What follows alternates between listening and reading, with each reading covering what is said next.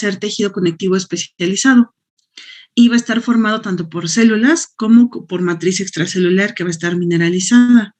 Dentro de las células, las que ustedes ya mencionaron, las importantes son los osteoblastos, los osteocitos y los osteoclastos. La matriz extracelular va a estar formada por fibras y por sustancia fundamental amorfa.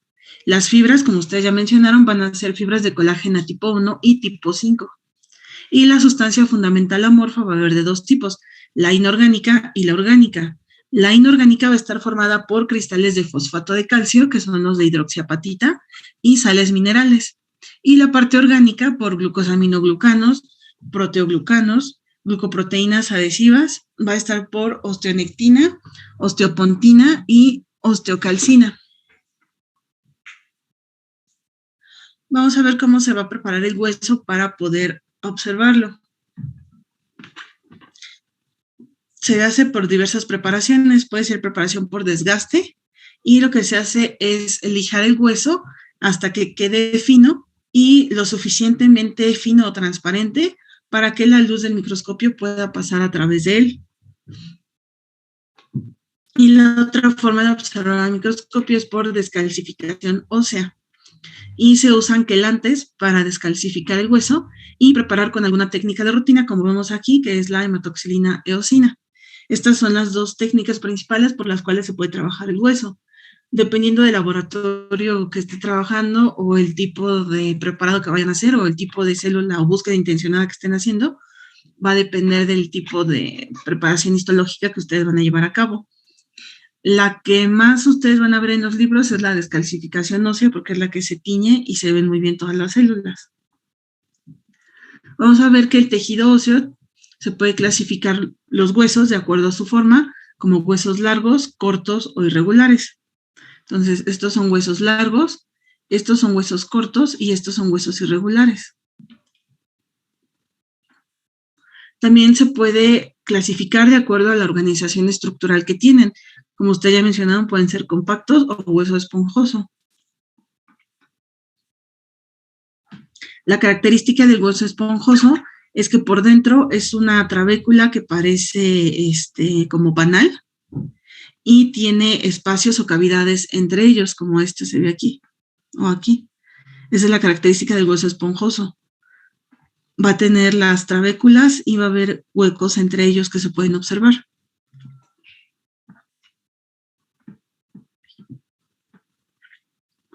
Vamos a ver, el hueso trabecular no va a formar sistema de Havers ni de Volkmann, y su estructura básica es la osteona trabecular.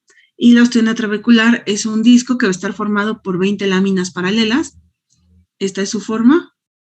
Y va a tener lagunas de osteocitos y se van a encontrar periféricos una capa de osteoblastos. Entonces, la osteona trabecular es esta. Son aproximadamente 20 láminas paralelas que están así a lo largo.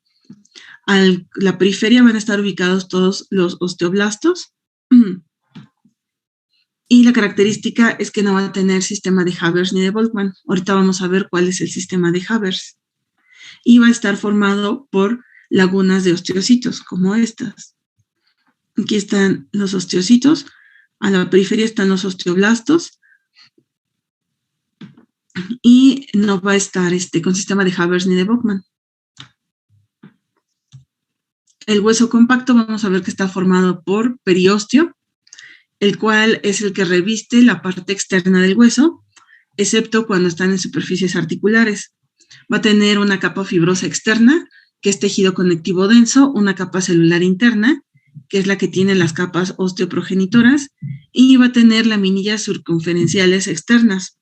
Estas van a estar formadas de matriz ósea y van a revestir a las osteonas. Entonces, aquí vemos todas las capas que tiene el hueso y ahorita las vamos a ver mejor. De las laminillas circunferencial interna está el endosteo, el cual va a recubrir la cavidad medular y las trabéculas de tejido esponjoso. Este está formado por una capa de células osteoprogenitoras y células de revestimiento. Ahora vamos a ver lo que es el sistema de Havers u osteona. El sistema de Havers u osteona se conoce como la unidad histológica y funcional del hueso compacto. van a tener van a tener forma cilíndrica y son laminillas concéntricas que se van a formar de matriz ósea alrededor de un conducto central, el cual va a ser el conducto de Havers. Va a estar formado por fibras ordenadas de manera paralela, va a tener osteocitos y una laguna o osteoplastos con osteocitos. Entonces, esta va a ser la osteona. Va a tener adentro los canales para estar vascularizada e irrigada. Va a tener las láminas que son concéntricas y paralelas. Y se dice que es la unidad funcional porque es la que ayuda a que esté inervado y esté irrigado el hueso, a diferencia del anterior que vimos, que no contaba con sistema de Havers, es porque no cuenta con irrigación ni con ningún tipo de inervación. Eso es lo que hace la diferencia entre el hueso compacto y el hueso esponjoso. Vamos a ver que el sistema de Havers tiene canalículos que van a estar formados como prolongaciones de osteocitos que comunican un osteocito con otro para poder tener nutrición. El conducto de Havers, como ya les dije, está formado por vasos sanguíneos, vasos linfáticos y nervios. Entonces, este es el sistema que va a servir para irrigación, para inervación y para drenaje del hueso. El conducto de Volkmann es un conducto que va a comunicar los conductos de Havers de diversas osteonas. Este va a ser en perpendicular y lleva vasos sanguíneos y nervios. Y luego está formado por la laminilla intersticial. Entonces, esas son las dos características que tiene el hueso compacto. Aquí vemos en el tejido óseo, estos son cortes de hueso, donde vemos lo que es el conducto de Havers. Aquí se ve bien y aquí está esquinado. Y es por donde pasan, y se ve la estructura por donde pasan para irrigación, para inervación y para drenaje.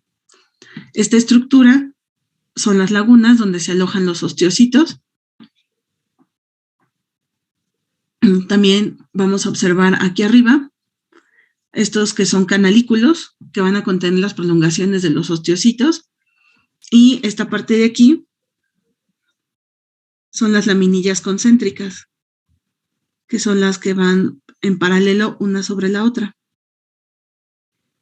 Y aquí de igual forma son los canalículos que van a tener las prolongaciones de los osteocitos.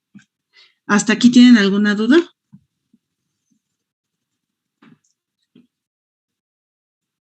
No, doctora. No, doctora. Ahora vamos a ver, en cuanto al tejido óseo, cuáles son sus células principales y sus características. Vamos a ver, las primeras son osteoblastos.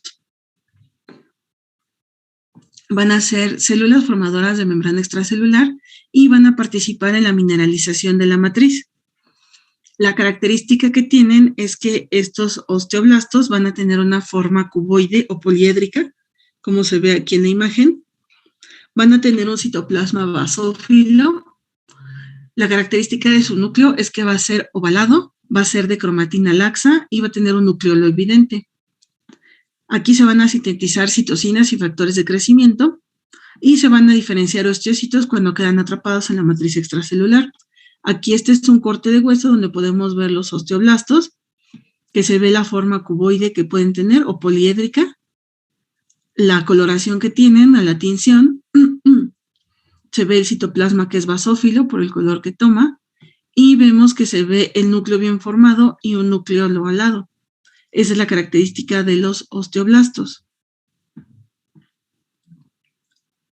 Los osteocitos van a ser células que se van a encontrar atrapadas en la membrana extracelular. Lo que van a tener es que van a tener los mecanismos dentro del hueso y van a generar lo que es la osteólisis osteocítica de los conductillos de las prolongaciones. Se van a encontrar alojados en una laguna o en un osteoplasto, y van a tener una forma aplanada, van a tener prolongaciones, van a tener un citoplasma acidófilo, un núcleo oval y de cromatina moderadamente laxa. Aquí es una foto donde se ve la forma que tiene el osteocito. El osteocito va a ser una célula aplanada y va a tener prolongaciones. Esta es su característica. Y aquí vamos a ver que los osteocitos se van a quedar en lagunas, como habíamos comentado. Y aquí en este corte es donde se observan los osteocitos que están en las lagunas. No se alcanzan a ver bien, pero es la formación de las lagunas. Y aquí alrededor se ven osteoblastos, que son los que vimos anteriormente. Ahora, los osteoclastos son células que sirven para remodelar y renovar la membrana extracelular ósea. Estos van a ser derivados de monocitos y van a generar una laguna de resorción, que es la laguna de Howship. Las características de estas células es que van a ser grandes, van a ser redondeadas, van a tener un citoplasma basófilo o acidófilo, van a ser multinucleadas, van a tener un borde festoneador, rugoso, plegado, y van a tener un componente importante que son los lisosomas, y ahí van a tener la fosfatasa ácida. Primordialmente, la función de los osteoclastos es de macrófagos. Entonces, aquí vemos cómo están los macrófagos. Son células grandes, están redondeadas, tienen múltiples núcleos, como se observa en este. Aquí se observan todos los núcleos. Tiene bordes rugosos o plegados, o sea que se ven irregulares, como aquí, o plegados como esta, que está hacia adentro y luego sale. Y lo importante es que ellos sirven para fagocitar. Los osteoclastos tienen función de este sistema inmune y hacen lo que hace el macrófago. ¿Hasta aquí tienen alguna duda?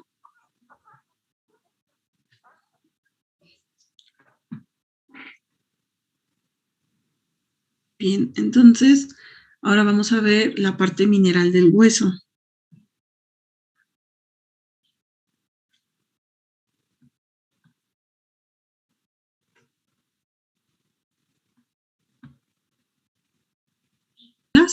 Y nos vamos a ir a la mineralización del hueso. Aquí otra que vamos a ver de los osteoblastos. Su característica es que se van a encontrar en la superficie o en el interior, pueden estar en cualquiera de los dos lugares. Van a tener receptores para señales endocrinas, van a tener organelos bien desarrollados y van a sintetizar matriz ósea, como ya les había comentado, y van a sintetizar colágeno tipo 1, osteoide y proteínas no colagénicas, como ustedes ya habían comentado. Los osteocitos, como ya vimos, son osteoblastos rodeados de matriz ósea. Aquí la característica que tienen es que van a tener receptores para la paratormona y van a controlar el intercambio de calcio. Van a tener interconexiones citoplasmáticas, ya que son células que tienen prolongaciones, y van a responder a estímulos mecánicos por liquidez circundantes. Y estos van a tener poca actividad metabólica. Entonces, aquí se ven los osteocitos con sus prolongaciones, que es la característica de esas células. Y los osteoclastos van a ser células hematopoyéticas, van a tener un núcleo polarizado, como ya vimos, va a tener anhidrasa carbónica, y lo importante es que también tienen receptores para calcitonina.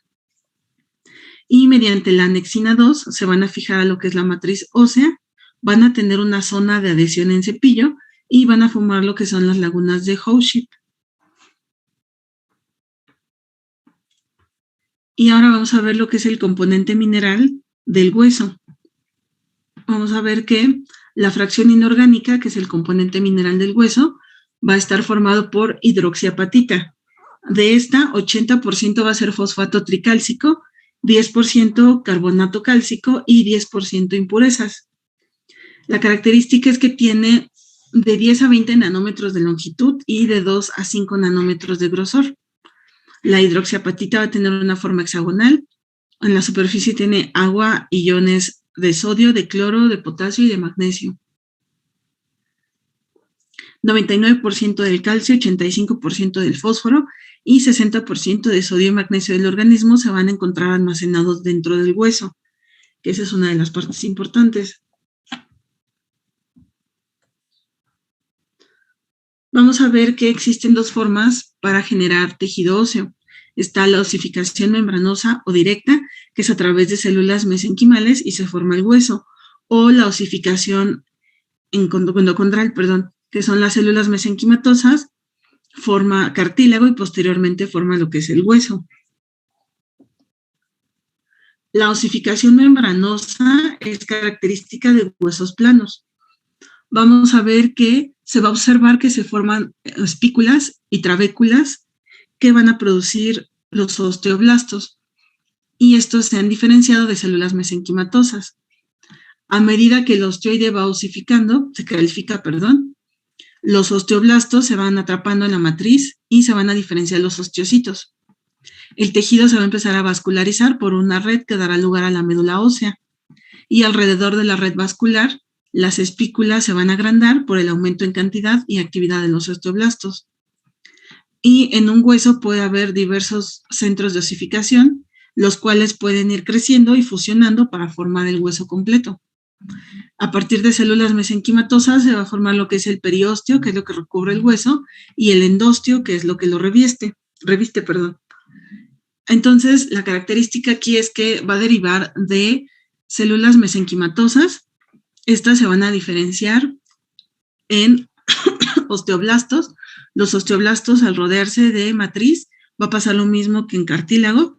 Se van a formar los osteocitos, y los osteocitos son los que van a dar lugar a que se genere el centro de osificación. Entonces se va a generar el centro de osificación, va a seguir expandiéndose, va a crecer, y este se puede unir a otro centro de osificación, y así hasta que se forme lo que es el hueso completo. Y aquí la característica es que no hay formación de cartílago previo, se forma el hueso directamente, sin que haya formación o transformación de cartílago a hueso. ¿Tienen alguna duda o comentario?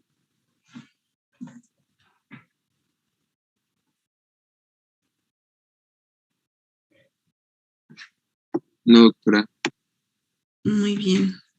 Les trato de escribir todo porque es difícil explicar en línea, y para que ustedes tengan más claro y que lo puedan estudiar, y si tienen alguna duda me la puedan preguntar más específicamente. Entonces ahorita vamos a ver lo que es la osificación endocondral, que es la que es para huesos largos. Como ya habíamos visto, también deriva de lo que es mesénquima, pero se va a formar un precondroblasto, se va a formar el condroblasto, luego el condrocito, y luego ya viene la formación del hueso. Y ahorita vamos a ver todos los pasos que sigue este tipo de osificación. Vamos a ver que esta osificación va a comenzar cuando a partir del pericondrio va a haber proliferación de osteoblastos en lugar de condroblastos. Esto se va a generar porque va a haber un incremento en la presión de oxígeno, y esto ocurre en la zona que va a ser la diáfisis del hueso, y esto va a ser la formación o lo que va a llamarse periósteo. Los osteoblastos van a formar el tejido óseo en forma de anillo, lo cual va a recibir el nombre de collar óseo, subperióstico o manguito perióstico. Por debajo del hueso subperióstico, los condrocitos se van a hipertrofiar y la matriz se va a reabsorber formando la placa cartilaginosa, y esta placa cartilaginosa es la que se va a calcificar. La calcificación de esta placa va a impedir que haya difusión de nutrientes y va a generar que haya muerte de los condrocitos, y en consecuencia se van a formar espacios que van a ser vascularizados a medida que los vasos sanguíneos van a perforar el hueso subperióstico. Y con la entrada de los vasos sanguíneos van a ingresar a las cavidades células osteoprogenitoras y hematopoyéticas, y estas últimas van a formar lo que es la médula ósea, que es el centro del hueso.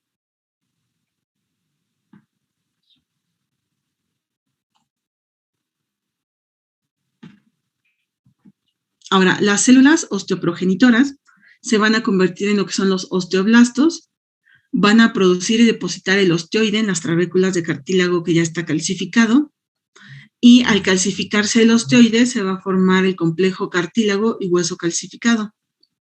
Cuando se observa en este punto al microscopio, vamos a observar que se ve la diferencia entre cartílago calcificado del nuevo hueso. El cartílago calcificado va a ser basófilo y no va a tener presencia de ninguna célula, y el hueso recién sintetizado va a ser eosinófilo y va a tener presencia de osteocitos. Ahí ya van a poder ver las células con prolongaciones.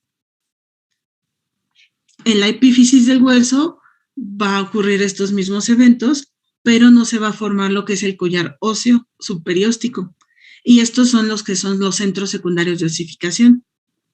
La osificación va a ser continua en la diáfisis y en la epífisis, excepto en superficies articulares y en placas epifisiarias. Las placas articulares se van a mantener formadas por cartílago hialino toda la vida, mientras que las placas epifisiarias van a generar el crecimiento longitudinal del hueso. ¿Hasta aquí tienen alguna duda o comentario?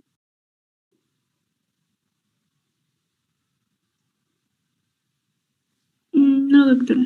No, doctora. Muy bien. Entonces,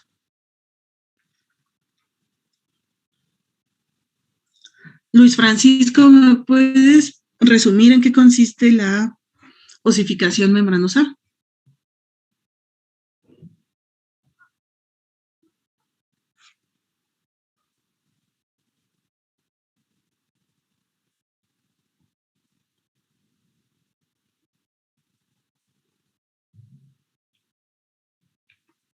Guadalupe.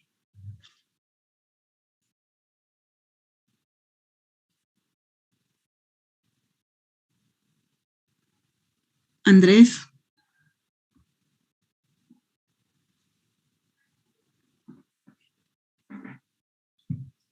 ¿O quién me puede decir en sus palabras cómo se lleva a cabo esta osificación?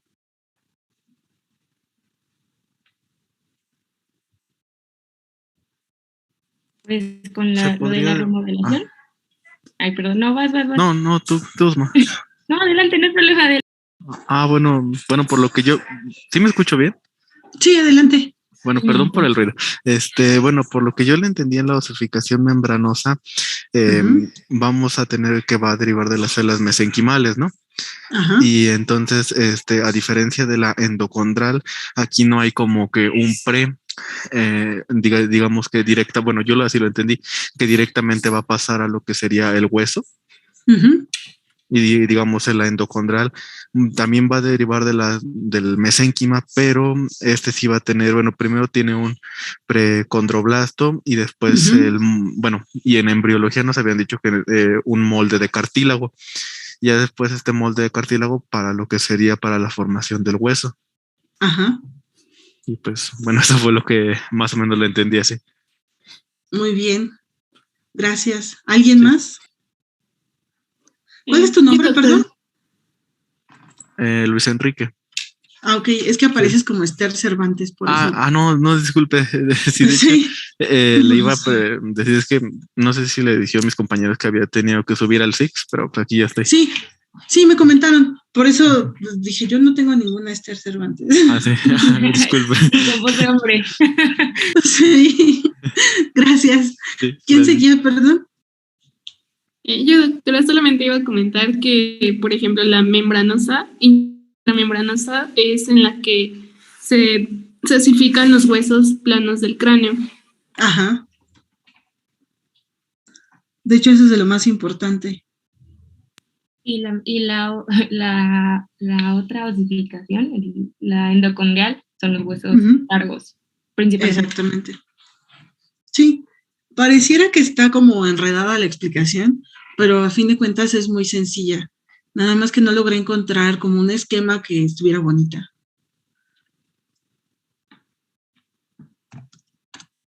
Doctora, ¿cuáles eran las células que mencionó que iban a dar paso a la vascularización? ¿De aquí? Sí. ¿De esto que acabamos de ver? Sí, lo mencionó ahí. Ah, ok. Cuando está la calcificación de la parte cartilaginosa, va a haber lo que es la muerte de los condrocitos, se van a formar espacios y estos espacios son los que van a dar lugar para que entren lo que son el paquete vascular, para que esté irrigado, para que tenga drenaje y para que esté inervado. Y estos vasos sanguíneos van a perforar el hueso superióstico y va a generar que ya esté vascularizado. Gracias. Y con la entrada de los vasos, pero no recordaba cuáles eran. Y con los vasos sanguíneos, con la entrada de los vasos sanguíneos, ya pueden ingresar a estas cavidades las células osteoprogenitoras. Y estas osteoprogenitoras y hematopoyéticas van a ayudar a la formación de médula ósea. De todas formas, en un ratito les subo la presentación. Pero sí contesté tu duda. Sí, gracias. Muy bien. ¿Alguien más tiene alguna duda o comentario?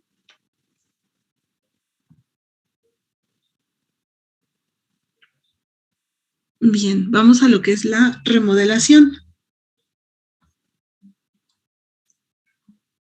La remodelación es el proceso por el cual se sustituye lo que es el hueso viejo por hueso nuevo. Este va a permitir cambios según necesidades, ya sean metabólicas y mecánicas. Lo que va a suceder es que va a haber una reabsorción, va a haber una formación de nuevas células y va a haber una formación de hueso normal. Aquí se desacomodó, pero vamos a ver que la remodelación se va a estimular por factores como son el crecimiento, el ejercicio, el sedentarismo y los cambios en la alimentación o la dieta. Vamos a ver que se define como el reemplazo permanente del hueso viejo por lo que es tejido nuevo. Va a haber resorción ósea, que es la remoción de minerales y fibras colágenas del hueso por los osteoclastos. Entonces, los osteoclastos lo que hacen, como les dije, son monocitos, son células como macrófagos, que lo que hacen es que van a remover todo lo que ya no le sirve al hueso y lo van a desechar. Se va a generar depósito óseo, y esto es cuando se incorporan minerales y fibras de colágeno al hueso por los osteoblastos, y se va a generar la producción de este nuevo hueso o la regeneración del hueso. Esto es a grandes rasgos. Dentro del tema de fisiología, este viene muy profundo, entonces yo creo que lo van a ver. No sé si les toca en el siguiente o al que sigue los bloques. Entonces, ahí es donde tienen que ver todo lo de resorción ósea y remodelación ósea para que vean todas las proteínas que interfieren y todos los recambios que se llevan a cabo, porque ahorita dentro de histología no se puede profundizar tanto. Vamos a ver que las fases de la remodelación van a estar dadas por la activación de los osteoclastos, que van a ser los que se van a comer todo lo que ya no sirve del hueso. Va a haber una resorción. Esta resorción va a generar que se estimulen los osteoblastos, y los osteoblastos van a generar que se formen los osteocitos, y los osteocitos van a generar nueva formación de hueso. Y así es como se va a estar remodelando el hueso, a grosso modo o a grandes rasgos. Vamos a ver cómo se regula la actividad celular. La actividad celular va a estar regulada por hormonas y por factores de crecimiento locales. Va a estar regulada principalmente por la aparatormona, que va a estar implicada realmente en lo que es la resorción ósea, en la calcitonina, va a estar implicada la vitamina D, los glucocorticoides, las hormonas tiroideas, las hormonas de crecimiento, la insulina y lo que son los esteroides sexuales, entonces tanto testosterona como estrógenos. Los factores de crecimiento locales van a ser el TGF-beta, el BMP, el IGF y las citocinas principalmente, y van a tener participación dentro de resorción y de formación de hueso, dependiendo del tipo de hormona que estemos revisando. De igual forma, las hormonas las tienen que ver a profundidad en lo que es bioquímica, que creo que es el bloque que sigue con ustedes. ¿Si sigue bioquímica o anato? Bioquímica. ¿Ustedes ya llevaron anatomía? Ya fue la primera. Primero llevan anato, luego llevan embrio y luego llevan histo, ¿no? Solo en este aparato. Ok. Es que tuve un grupo que yo di por hecho que ya sabían todo lo de anato y no sabían nada y me dijeron que porque primero llevaban embrio, histo y luego anato. Por eso tenía la duda con ustedes. Solo en esta, como mucho de anatomía, fue por eso que casi tuvimos un mes de anato. Pero por lo regular primero es embrio, luego histo. Ok. Sí, es que apenas me voy familiarizando con su plan de estudios. Por eso si doy cosas por hecho y no las saben, me dicen, porque eso me pasó con el otro grupo. Ahora vamos a ver que dentro de la correlación clínica que tiene el manejar todo lo de tejido óseo y articulaciones, vamos a ver que Dentro de las patologías que más se pueden tratar o que ustedes pueden tener contacto está la artrosis. La artrosis se define como el desgaste progresivo del cartílago.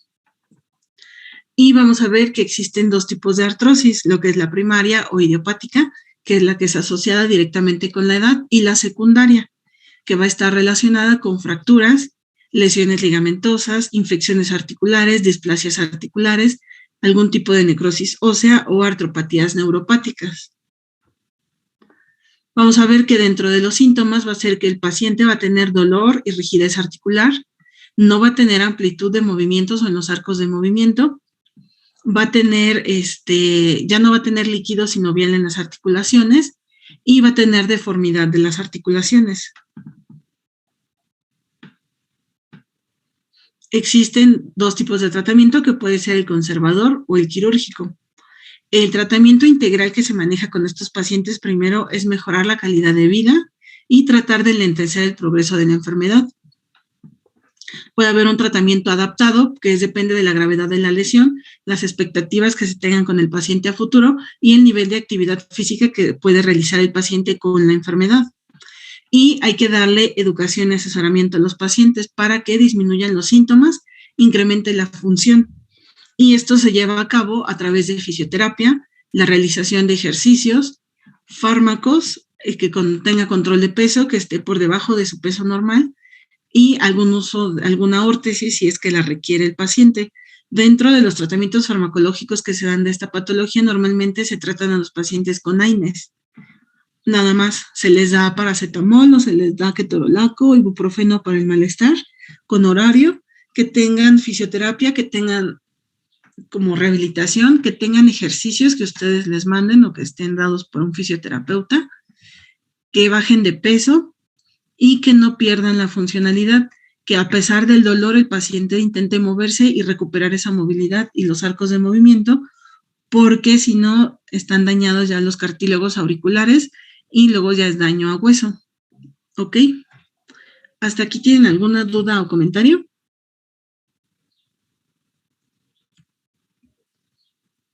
Se salió. Doctora, gracias. Muy bien, se salió la presentación, déjenme la vuelvo a poner. Vamos a revisar, ahorita es artrosis, vamos a ver algo de osteoporosis y artritis, me parece.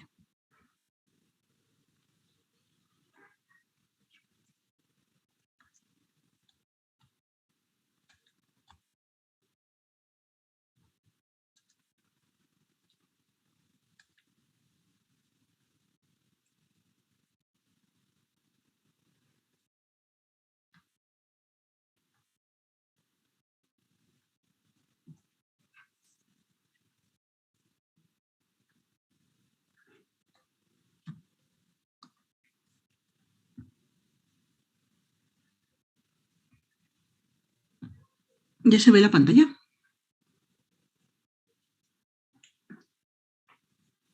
Sí, doctora. Ok, y dentro de tratamiento de la artrosis, en los grados leves o que apenas estén comenzando, vamos a evitar que las actividades de la vida diaria de los pacientes incrementen la sintomatología. Hay que intentar mejorar la fuerza y la resistencia muscular. Hay que dar fármacos, como ya les comentaba, AINES, más analgésicos, más condroprotección. Normalmente se les manda lo que les digo, paracetamol, ibuprofeno y demás, y hacer ejercicios en casa, que no abusen del uso de los fármacos e indicarles que no usen esteroide, porque muchos de estos pacientes lo que hacen es llenarse de dexametasona o prednisona para el dolor y luego ya llegan con consecuencias por el uso del fármaco. Y esto es importante que lo manejen ustedes ahorita porque esta es una de las enfermedades o patologías que afecta lo que son los cartílagos o las cápsulas articulares y afecta primeramente lo que es el cartílago auricular, luego afecta lo que es el líquido sinovial y posteriormente ya genera daño a hueso o deformidad de la articulación. Entonces, esto va de la mano con todo lo que acabamos de ver, tanto de cartílago como de hueso. Dentro de los grados moderados se dan medidas auxiliares adaptativas, se da fisioterapia y los mismos fármacos. El paciente puede desarrollar su vida casi normal, nada más debe de estar al cuidado de que controle el dolor y que tenga funcionalidad y movilidad en los dedos. En algunos grados avanzados ya se hace reemplazo quirúrgico. Entonces, normalmente se da lo que es reemplazo de cadera o reemplazo de rodilla. Y dependiendo del tipo de lesión que tenga el paciente, es el tipo de órtesis que se le puede colocar. Entonces, esto es lo que ustedes como médicos generales deben de aprender a diagnosticar y a comenzar a tratar con sus pacientes. Normalmente se toman radiografías de la articulación afectada y se ve qué tan profundo es el daño, si solamente queda en tejidos blandos o ya es en tejidos óseos. Y otra de las patologías importantes es la osteoporosis. La osteoporosis se define como un desequilibrio en la formación o destrucción ósea que va a conducir a una pérdida de masa ósea y a la fragilidad del mismo. Entonces, no va a haber un equilibrio entre la formación y la destrucción, y esto va a generar que haya mayor actividad de los osteoclastos y menor actividad de los osteoblastos. Normalmente esto es característico de personas de la tercera edad, mujeres con menopausia o que tengan alguna patología agregada. Pero la característica de esta enfermedad es que aumenta la actividad de los osteoclastos, o sea, se empieza a comer el hueso, pero no hay una correcta remodelación a través de los osteoblastos. Entonces gana la actividad del osteoclasto y nunca la alcanza el osteoblasto, no forma osteocitos y por lo tanto no hay regeneración de hueso. Por eso las personas con osteoporosis empiezan a tener fracturas patológicas. Existen diversos tipos de osteoporosis. Está la congénita, que puede ser por la osteogénesis imperfecta, por alguna cromosopatía, por alguna disgenesia gonadal o por el síndrome de Ehlers-Danlos, que son las personas que tienen extrema flexibilidad. Pueden ser adquiridas, que son primarias o secundarias. Primarias pueden ser posmenopáusicas, que son las tipo 1, y de tipo senil, que son las tipo 2, que ya son de personas de la tercera edad. Las secundarias pueden ser dadas por enfermedades neoplásicas, por algún trastorno endocrino o digestivo, por trasplante de órganos, por algún fármaco, por algún tóxico, por estados de malnutrición o carenciales, alguna cardiopatía congénita o osteoporosis juvenil idiopática, o sea que normalmente da en edades de los 14 a los 20 y algo, y no se sabe cuál es el origen, normalmente son inmunológicas. Ahora vamos a ver, este es un hueso normal. Como ven, tiene las trabéculas y tiene los espacios, pero normal. Y este es un hueso osteoporótico. Como ven, tiene las trabéculas y los huecos muy grandes. Y este tipo de daño es lo que genera que el paciente al caminar o recargarse en una mano genera que aumente el número de fracturas. Este tipo de hueso va a generar que disminuya la resistencia ósea e incremente el riesgo de fracturas.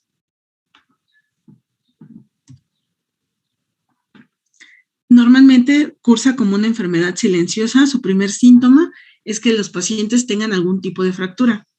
Y normalmente son fracturas patológicas, y se dice que son patológicas porque es que la paciente se recargó en la mesa y se fracturó el cúbito, o dio mal un paso y se fracturó el peroné, o se cayó de su propia altura y aunque no cayó fuerte o feo o mal, se fracturó la cadera. Entonces empiezan a estudiar y se descubre que los pacientes ya tienen osteoporosis. Los pacientes van a referir tener dolor, van a disminuir de talla por el desgaste de hueso a nivel de columna vertebral, van a tener deformidad de huesos, van a tener alteraciones neurológicas y van a estar presentando nuevas fracturas cada determinado tiempo. Vamos a ver que van a existir diversos marcadores de laboratorio para poder dar el diagnóstico. Entonces vamos a ver, en cuanto a formación de hueso, se mide lo que es la fosfatasa alcalina, los péptidos procolágeno y la osteocalcina. Para medir resorción ósea se mide calcio en orina, hidroxiprolina, fosfatasa ácida y telopéptidos de colágeno. Estos son laboratorios específicos, no lo tienen en todos lados y se tienen que pedir con tiempo al paciente porque aparte salen caros. Entonces, cuando se hace una búsqueda intencionada de los marcadores de osteoporosis, se puede utilizar cualquiera de estos para poder identificar si el paciente empieza a cursar con un cuadro de osteoporosis. Por imagen puede hacerse el diagnóstico por ultrasonido, por resonancia magnética, por tomografía y por resonancia magnética cuantitativa. Normalmente, y de acuerdo a México y la Ciudad de México, los diagnósticos se hacen por tomografía y por radiografías. Se toma una radiografía de todo el cuerpo y se empieza a ver dónde tiene fracturas o cómo fueron el patrón de las fracturas que tiene el paciente. Casi no hay resonancias en los hospitales públicos, solamente algunos.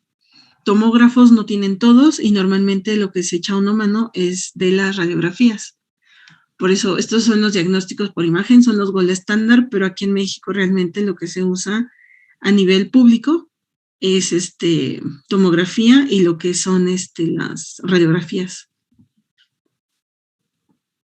Los factores de riesgo que se tienen, los individuales no modificables, el principal es que el sexo sea femenino, que sea una mujer de raza blanca o amarilla, que tenga factores genéticos hereditarios, que tenga una edad avanzada, que haya tenido una edad de menarquia previa antes de los 11 años, que tenga una menopausia precoz, ya sea por cuestión hormonal o por algo quirúrgico, la constitución física y que la paciente haya tenido fracturas previas.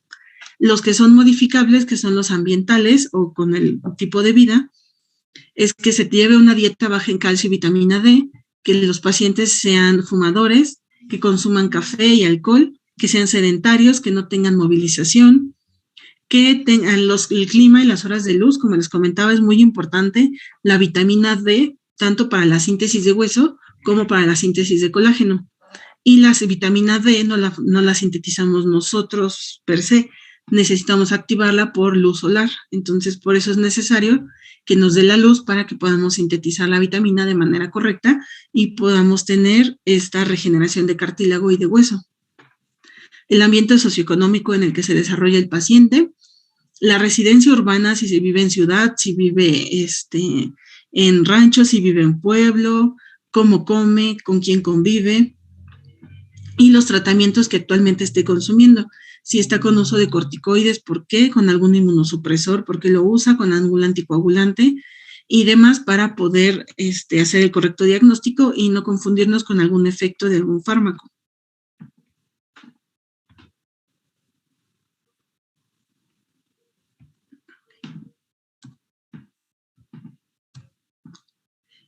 El tratamiento va a ser disminuir los riesgos de fractura y esto va a generar que haya mejora en la calidad ósea y evitar riesgos de caídas. Y esta enfermedad normalmente es de las mujeres. Y la prevención básica es que el paciente tenga consumo de calcio en la dieta, vitamina D, que haga ejercicio, prevenir las caídas, una buena nutrición, que deje de fumar, que no consuma tanto alcohol y que pueda desarrollar su vida de la mejor manera posible. Ok, ¿hasta aquí tienen alguna duda o comentario? Sí, yo, doctora, solamente una pequeña duda acerca de las alteraciones neurológicas que pueden presentar, no sé, como algunos ejemplos. ¿Con osteoporosis? Sí. Voy.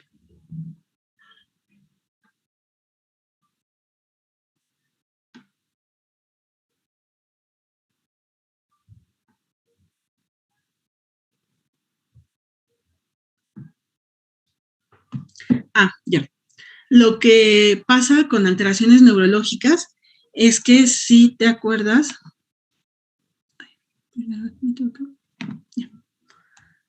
pusimos aquí una imagen, esta. Con la osteoporosis lo que va a suceder es que va a haber una deformidad y esta deformidad va a generar que haya compresiones medulares. Y estas compresiones medulares van a tener reflejo en síntomas neurológicos.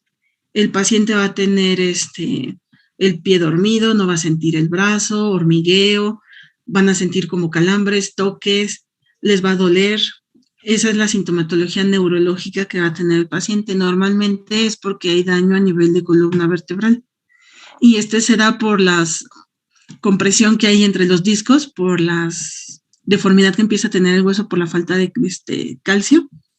Y esto empieza a generar que haya compresiones medulares, haya deformidades y haya datos de parestesias, de calambres, de que no puedan mover la pierna, de que no sientan la pierna, que no sientan el brazo, que les duele el cuello, que no sientan el cuello.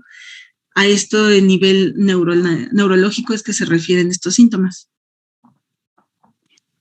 Ah, ok, doctora. Muchas gracias. Por nada. ¿Alguien más?